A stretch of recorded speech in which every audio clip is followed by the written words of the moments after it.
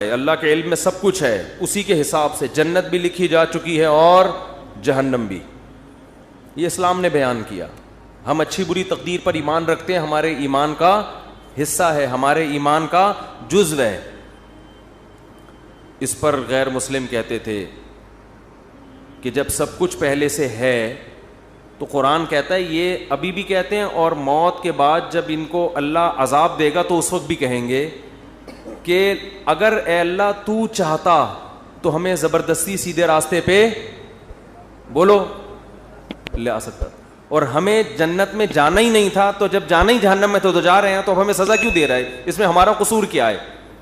قرآن نے کیا کہا؟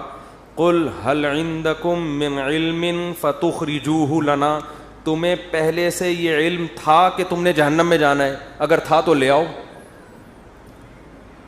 جواب سمجھ میں آیا؟ یہ جواب نہیں، یہ قرآن سوال کر رہا ہے جس کا اب تک جواب، یہ میں اس کو ذرا آسان انداز میں سمجھاتا ہوں. قرآن نے تو آسان میں، لیکن عربی میں ہے نا، تو میں اس کو اردو میں آسان انداز میں سمجھاتا ہوں. بہت سے لوگ تقدیر کے عقیدے کی وجہ سے کہتے ہیں کہ بھائی جب ہماری قسمت میں گناہ لکھا ہوا ہے، قسمت میں ہر چیز لکھی ہوئی ہے، صرف عمر نہیں لکھی ہوئی کتنا زندہ رہنا ہے، ایک ایک پکوڑا آپ کی قسمت میں لکھا ہوا ہے. حقیقت بتا دوں کہ کتنا کھانا ہے کتنا نہیں کھانا، ایک ایک سموسہ لکھا ہوا ہے. کیونکہ اللہ کا علم تو کامل ہے نا، اللہ کو تو سب پتہ ہے کس نے کتنے پکوڑے کھانے ہیں کتنے نہیں کھانے، کس نے معذرت کے ساتھ کتنی شادیاں کرنی ہیں کس نے نہیں کرنی، کس کے کتنے بچے ہوں گے کس کے نہیں ہوں گے، کس کے بیٹے ہوں گے کس کی بیٹیاں ہوں گی، سب کچھ، کون جنت میں جائے گا اور کون جہنم میں جائے گا، کون فلاں موقع پہ گناہ کرے گا کون فلاں موقع پہ نیکی کرے گا، ایک ایک چیز پہلے سے طے شدہ ہے. یہاں لوگ سوال پوچھتے ہیں کہ جب پہلے سے طے شدہ ہے تو ہم تو اسی کے حساب سے گناہ کر رہے ہیں نا، تو ہمیں اس پہ سزا کیوں ملتی ہے؟ سمجھ میں آ رہی ہے بات کہ نہیں آ رہی ہے؟ تو اس کا قرآن کیا کہتا ہے کہ طے شدہ ہے مگر تمہیں پتہ نہیں ہے. تم تو یہ سوچ کے کر رہی ہوتی ہے نا، اپنے پورے اختیار سے، اپنے مکمل اختیار سے ایک جرم تم کر رہے ہوتے ہو. دیکھو کسی کو پہلے سے پتہ ہو کہ میں نے فلاں موقع پہ فلاں بج کے اتنے منٹ پر چوری کرنی ہے، پہلے سے پتہ ہے کہ اللہ نے میری تقدیر میں یہ بولو نا لکھا ہوا ہے. اب آپ کو پتہ ہے یار تقدیر کبھی ٹلتی نہیں ہے، ہفتے کے دن دوپہر 2:03 پر میری تقدیر میں لکھا ہے کہ میں مسجد سے چپل چوری کروں گا. آپ جاؤ 2:03 پہ مسجد سے چپل چوری کرو. اللہ جب آپ کو قیامت کے دن پکڑے سزا دے چوری پہ، تو آپ کہنا اللہ مجھے پہلے سے پتہ تھا، میری تقدیر میں لکھا ہوا تھا، میں نے لوح محفوظ دیکھ لی تھی.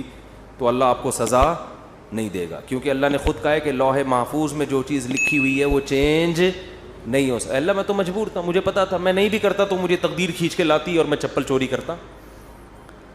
لیکن آپ کو پہلے سے پتا نہیں ہوتا. جب پتہ نہیں ہوتا تو آپ اپنے اختیار سے کر رہے ہوتے ہیں. سمجھ میں آ رہی ہے بات؟ اپنے اختیار سے جا رہے ہوتے ہیں، اپنے اختیار سے چپل چوری کر رہے ہوتے ہیں، اپنے اختیار سے پکڑے جاتے ہیں. اس کی مثال اور آسان کر کے، ایک دن کیا ہوا، زید نے بکر کا قتل کر دیا. زید نے کیا کیا؟ بکر کو قتل کر دیا. ہفتے کے دن 2:03 پہ آپ نے زید کو پکڑ لیا، بیٹا تو نے بکر کو قتل کیا ہے، ہم تجھے کیا کریں گے؟ قتل کریں گے سزا کے طور پر.